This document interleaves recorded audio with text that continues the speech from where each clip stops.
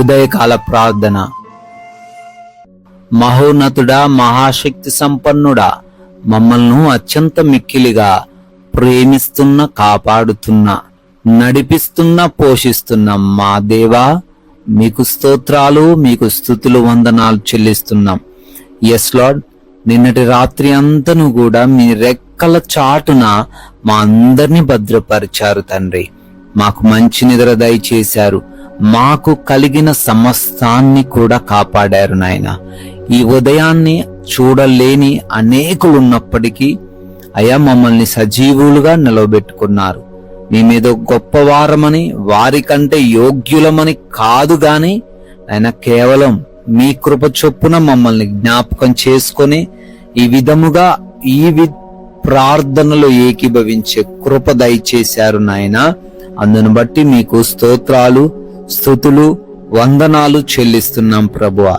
Yes lord, నిన్ను అత్యధికముగా అభివృద్ధి పొందించదను అని ఆదికాండము 17వ అధ్యాయము 2వ వచనం ద్వారా ప్రభువా మీ యొక్క వాక్యాన్ని మాకు ఈరోజు తెలియజేశారు.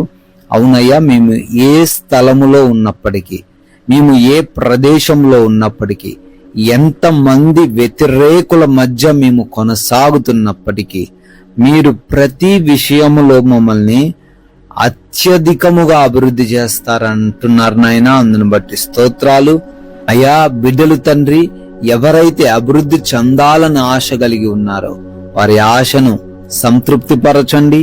ఈ వాగ్దానమును వారి జీవితంలో స్థిరపరచండి.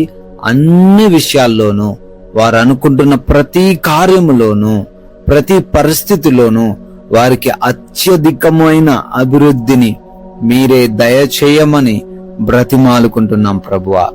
అయినా ఉదయాన్నే లేవగానే ఈ ఉదయకాల ప్రార్థనలో ఏకీభవిస్తున్న ప్రతి బిడ్డ కొరకు ప్రార్థన చేస్తున్నాం తండ్రి. వారి కుటుంబం కోసం ప్రార్థన చేస్తున్నాం. పేరు పేరున అడుగుతున్నాం.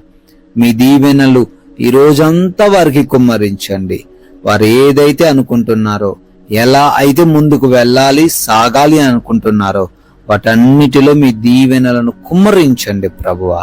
అయా, చేస్తున్నటువంటి ఉద్యోగాలు, వ్యాపార పరిచర్యలు, చేతి పనులు, వ్యవసాయపు పనులు, అన్ని పనులలో బిడ్డలను 100 ఆశీర్వదించండి ప్రభువా. అయ్యా, వారికి ఎదురుగా ఉన్న ఆటంకాలను తొలగించండి. వారు తండ్రి ముందుకు సాగే కృప దయచేయండి. ఆగి ఉన్న పనులు కూడా ఈ రోజున మరలా పునరుద్ధరింపబడే కృప దయచేయండి. ఈ రోజు శుభకార్యాలు చేస్తూ ఉన్నారు, నూతనంగా ఉద్యోగాలకు వెళుతున్నారు, వ్యాపారాలు ప్రారంభిస్తూ ఉన్నారు. వారిని కూడా దీవించండి, ఆశీర్వదించండి. ఆయన ప్రయాణాల విషయంలో కృప దయచేయండి. మా ప్రయాణాలను క్షేమంగా మార్చండి తండ్రి.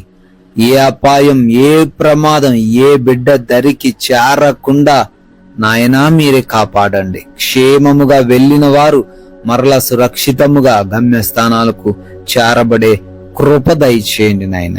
అదే విధముగా అయా గృహాల్లో ఒంటరిగా ఉంటున్నారు తండ్రి. ఎవరు వారి దగ్గరికి వచ్చి వారికి హాని చేయకుండా మీ కాపుదల దయచేయండి నాయన. క్షేమాన్ని అనుగ్రహించండి. అదే విధంగా హాస్పిటల్స్ కి వెళ్తున్నారు. రిపోర్ట్స్, చెకప్స్, ఆపరేషన్స్ అన్ని కూడా సజావుగా సాగడానికి, వారికి అనుకూలంగా ఆ రిపోర్ట్లు ఉండడానికి కృప దయచేయండి. ఎగ్జామ్స్ అని, ఇంటర్వ్యూస్ అని అయా ప్రిపేర్ అవుతున్నారు, వెళుతూ ఉన్నారు.